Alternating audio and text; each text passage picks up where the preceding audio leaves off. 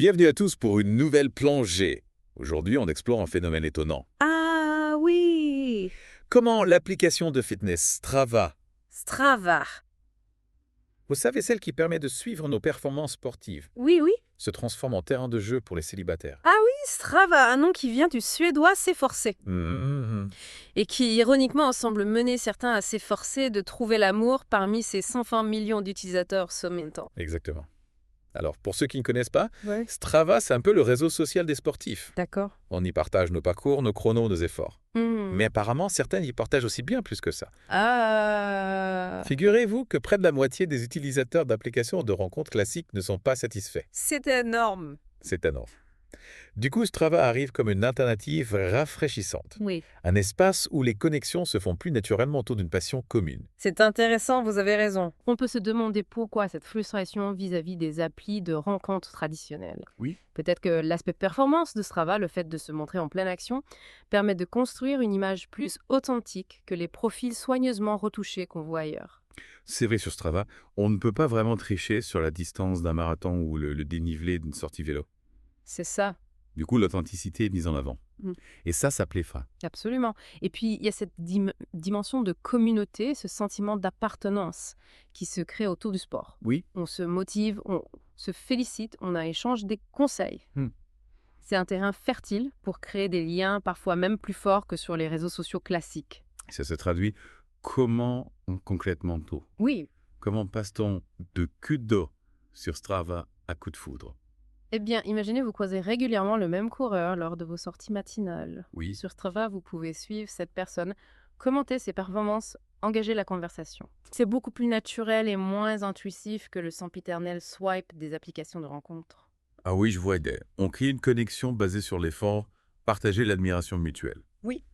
Pas besoin de formule d'accroche toute faite. Exactement. Et puis, il y a aussi les fonctionnalités de Strava qui peuvent faciliter les rencontres. Mhm. Par exemple, le groupe permet de se retrouver entre passionnés d'un sport ou d'une région. Oui. On peut aussi organiser des sorties collectives, des défis. D'accord. Imaginez un marathon couru côte à côte, ça crée des liens. C'est clair. Yeah. On est loin du date gênant au café. Là, on partage une vraie expérience, une émotion forte. Oui. Et vous savez quoi, j'ai une anecdote qui illustre parfaitement ce phénomène. Ah oui. Une femme racontait qu'elle avait trouvé son partenaire grâce à une course organisée via Strava. D'accord. Elle disait que les applications de rencontre lui semblaient trop directes, alors que sur Strava, il y avait toujours un sujet de conversation concret. C'est une belle histoire. Et ça montre bien que Strava offre une alternative intéressante aux célibataires sportifs. On peut partager sa passion, se motiver mutuellement et pourquoi pas trouver l'amour au détour d'un jogging. Tout à fait. Mais attention, il ne faut pas oublier que Strava reste avant tout une application dédiée au sport. Ah oui, parlons-en de ces aspects à prendre en compte. Oui. On entend parfois parler de risques liés à la confidentialité et à la sécurité. Est-ce que Strava peut devenir un terrain glissant? C'est vrai qu'on peut vite oublier que chaque course, chaque photo partagée laisse une trace numérique. Oui. Et comme sur tout réseau social, il faut être vigilant. Justement, parlons de ces aspects un peu plus sombres. Oui. Certains utilisateurs, notamment des femmes, rapportent avoir été victimes de harcèlement sur Strava. Ah oui.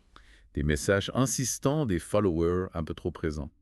Malheureusement, ce genre de comportement existe partout où il y a une interaction sociale. Oui, c'est vrai. Mais il ne faut pas banaliser pour autant. Sur Strava, on peut facilement identifier les personnes qui ont des intentions malveillantes grâce aux données de géolocalisation. C'est une arme à double tranchant, bien sûr. Oui. Mais ça peut aussi servir à protéger les utilisateurs. Donc, si on utilise Strava pour faire des rencontres, il faut être prudent, paramétrer correctement ces options de confidentialité. Oui. Ne pas divulguer trop d'informations personnelles. Exactement. Par exemple, on peut choisir de rendre son profil visible uniquement par ses amis D'accord. ou de masquer son adresse de domicile. Hmm. Strava offre un certain nombre d'outils pour contrôler qui peut voir, quoi. Oui.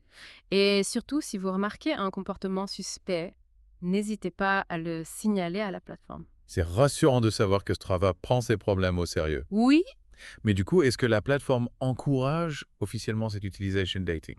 pas vraiment officiellement. Strava reste une application dédiée au sport. D'accord. Mais l'entreprise est bien consciente de ce phénomène et l'observe avec attention. On peut imaginer qu'à terme, il développe des fonctionnalités dédiées aux rencontres, qui sait.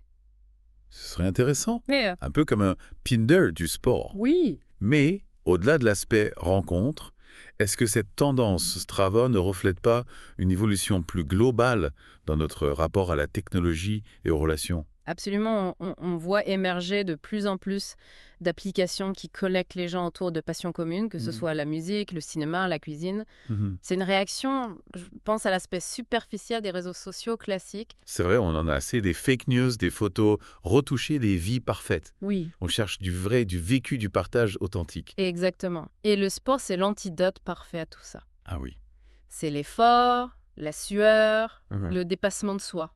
Mhm. C'est brut, c'est vrai, ça ne triche pas. Et ça crée des liens forts. Yeah. Imaginez, vous terminez un marathon ensemble, vous avez partagé des moments intenses, des encouragements, des émotions fortes. C'est Oui. une base solide pour une relation? Non. C'est certain. Et puis, il y a cette dimension de vulnérabilité qui est importante. Oui, Sur Strava, on se montre dans nos moments de faiblesse, nos difficultés, nos doutes. d'accord. C'est ce qui permet de créer une vraie connexion, une confiance mutuelle. D'accord. Donc, Strava, c'est bien plus qu'une simple application de fitness. Oui, C'est un espace où on peut se connecter, se motiver, se dépasser tout à fait. et peut-être même trouver l'amour. Hein. Mais il ne faut pas oublier les risques. Oui, la prudence est de mise. Hmm. On protège ses données, on respecte les autres, on utilise les outils de signalement en cas de problème. Oui. Et surtout, on n'oublie pas que la priorité, c'est de prendre soin de soi physiquement et mentalement. Alors, à tous les célibataires sportifs, n'hésitez pas à explorer cet univers parallèle de Strava, mais avec modération et discernement. Ah, et qui sait, peut-être que votre prochaine sortie running vous mènera bien plus loin que prévu. C'est une belle conclusion. Le sport, c'est la santé, le bien-être et parfois même l'amour. C'est fascinant de voir comment une application initialement conçue pour les sportifs se transforme en un lieu de rencontre inattendu.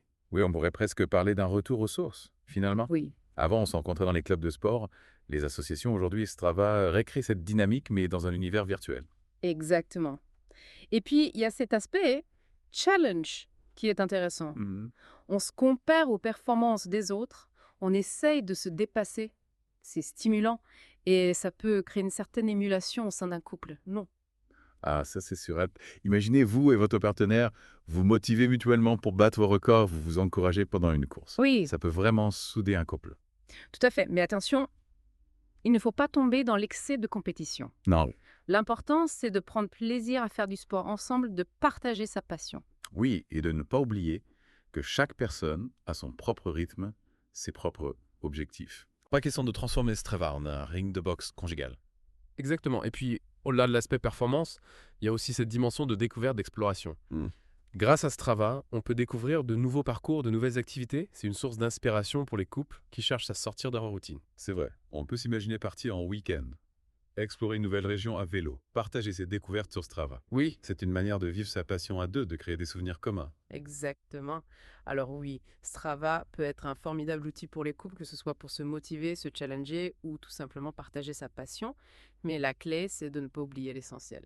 Le plaisir, le partage et le respect de l'autre. C'est une belle conclusion. Strava, c'est un peu comme un terrain de jeu pour les sportifs en solo ou en duo, à vous de l'explorer et d'utiliser à bon escient. Ah, on espère que cette plongée dans l'univers de Strava vous a éclairé. À bientôt pour une nouvelle exploration. Grave.